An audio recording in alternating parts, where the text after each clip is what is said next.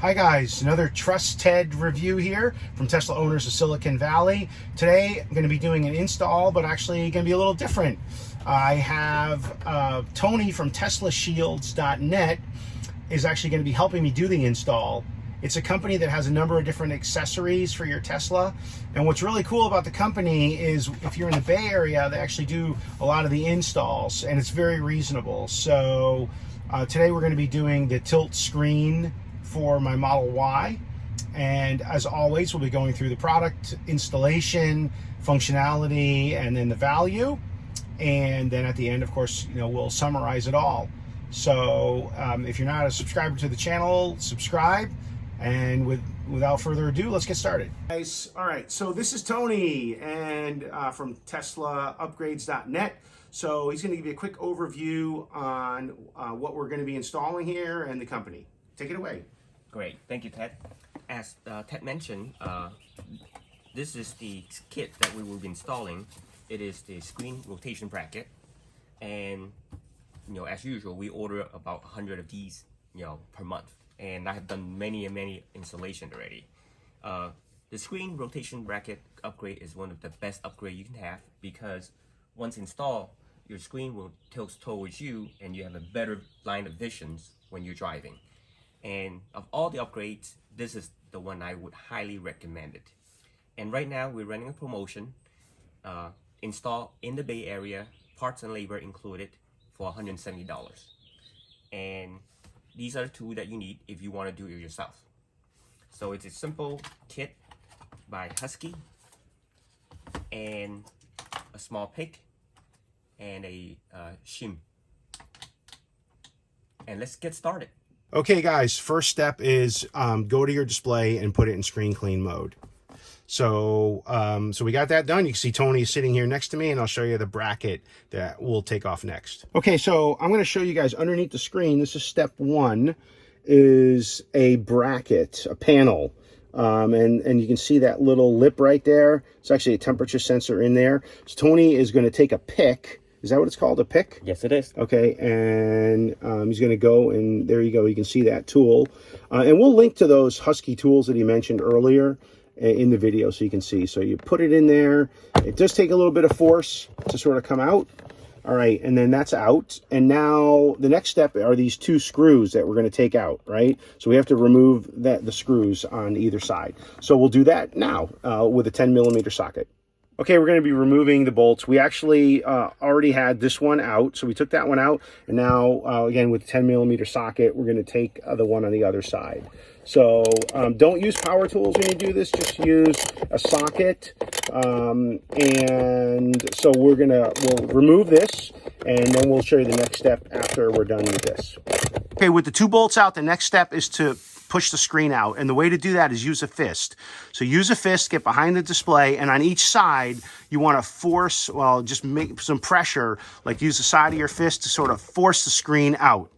And so, okay, now this display is out. Okay, the next step is to remove this temperature sensor. And the way you do that, there are two bolts, these T20 bolts, and you can see that screwdriver. So we'll do that. So Tony's just removing those bolts, as you can see. I just sort of figured I'd show you a quick glimpse. Okay, so what we did was we laid the screen down, and the next thing you want to do, you got to be super careful here. There's two of these T30 bolts. One is on each side. So there's one on this side, and then there's one over there. And you just want to be really careful when you're removing these to make sure that the bolt doesn't drop into the middle part here. So we're going to be unscrewing both of those and take those bolts out, and then we'll show you the next step. Okay, so now that those T30 bolts are out, we're going to remove this plastic cover, but you can see that you can't completely take it off. You have this white clip here that needs to be removed. So we got to put some force on this side. Tony recommends a pick through the back part of that connector. You can see there, to allow that cable to be removed. And so it does sometimes take a little force. Let me move this out of the way, so give him a little bit more room to work. So that white connector sort of goes and is like extra protection to hold this in place. And now with the purple bracket, you need to put the force on this side right here. Okay, so now that's removed. Next step. Okay, so the next thing you do, you'll see the screen is loose, so put that to the side. Probably the best thing to do is just put it up on the dash. You can see I have like some microfiber to protect the screen. And the good news is, let me just say, at this point, everything that's disassembled, there's no more disassembly. From now, we're assembling. So the first step is you take this part from the kit.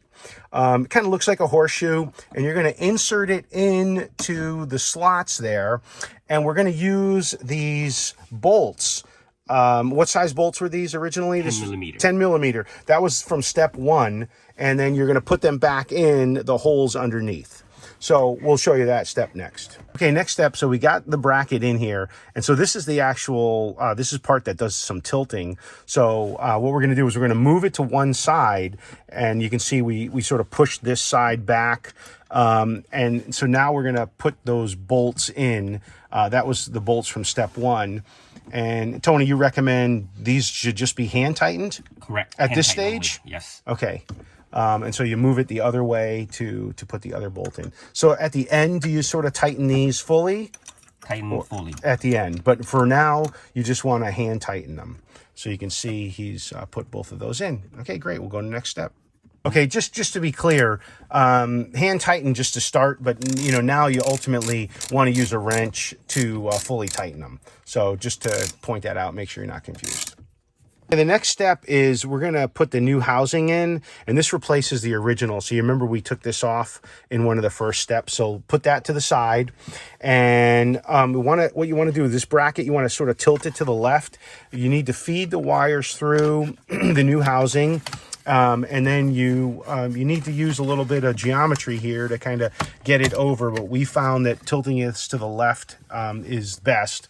The other thing I want to point out is this bracket here. So you can actually, at this point, try to install this without the bracket. And we had just done that, but what we noticed is that there's a little gap back here. And so to take care of that on some vehicles, you need this bracket. So Tony's got that bracket there. And the thing I want to point out is the longer side where there's extra length, that goes onto the right-hand side, the passenger side. So he's going to install that bracket first. And it's got these little cutouts there that sort of fit in.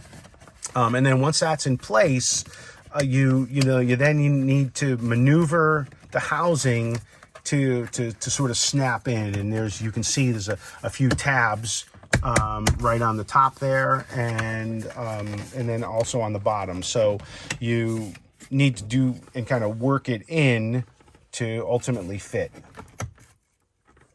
Okay, so I just want to show you sort of the final install here, and you can see it's pretty flush on the bottom, but then on the side it sort of increases in size, and then on the top, we had that little shim, so it's a nice finish fit look.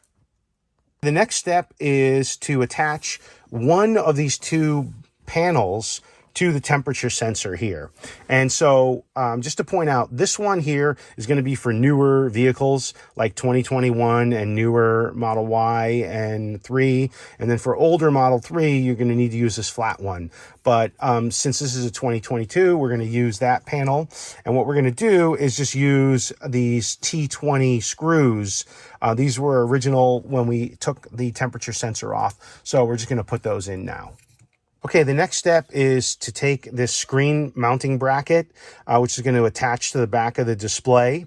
So we're gonna grab the display that we had on the dash, lay it down, and then you're gonna feed. Yeah, so you see it sort of fits there, but you need to feed that wire through. And you remember where we had the white bracket around the purple bracket? So we're gonna need to put that on again. So first things first, you put the purple connector in. And again, you got to make sure before you put it on, you have this, you have the screen mount already, threaded through. So the white is on, and the next thing you do, we're going to put this over, and we're going to take the two screws. These are what, T20s? Correct. And screw that in to mount this. Okay, so we'll do that now. Okay, so we tightened down, and just to correct, these bolts were actually T30, not T20. So the next step is now we're going to actually put the screen back in, and I just want to show you sliding that through that that swivel bracket. And there's 2 screws that you see here. And again, I think these are T30 as well, Tony. Let me just see those. Yep. Okay. And those are going to go underneath. You're going to screw them underneath. So let me show you that angle. Okay. You can see these are the 2 holes for the bolts to have the screen put in. The best way to do this, as Tony was saying, is hold the screen with one hand, and then get that bolt and just get one at a time and thread that in by hand. So we're going to do that on each side. Okay, so we tighten the bolts that you can see here. Well, of course, with my finger, I'm moving against gravity there. And then the last step is to just take that temperature sensor, and it has 3 tabs. And so there's no screws here. You just need to fit that in and get those 3 tabs to be locked in to that slot there. So we'll go ahead and do that next. Okay, so I'm going to get out of the screen cleaner mode. So, you know, you're here. And one of the things that Tony was saying is sometimes, like, if your screen doesn't respond or some of the display doesn't work, you need to do a soft reboot. So, you know, this is awesome. Look at this. Tilts up, down. And what I really like about this is that it stays where you want it. So say you want just a little bit of a tilt to it, you can just sort of leave it there and you don't have to worry. I can tell it's a firm resistance, so it stays in place. All right, let's wrap this up with our review. Okay, so now let's get the ratings for the tilt swivel screen from Teslaupgrades.net. So product, a 4.5. It seems pretty well built, very well built, stable. And installation is a 4 if you're doing it yourself. This video will definitely help. In terms of the functionality, I would give it a 5. I love how much you can actually tilt this up and down and all around, and it just stays really solid. And then in terms of the value, I would say a 5. It's only $170 for you to order it and do it yourself. And then if you're in the Bay Area, it's only $200. So for $30, you just have it done. Tony says you can do it in actually 12 minutes. Well, thanks for watching. If you're not subscribed to the channel, please subscribe and look up Tesla Owners Silicon Valley for local events and other happenings.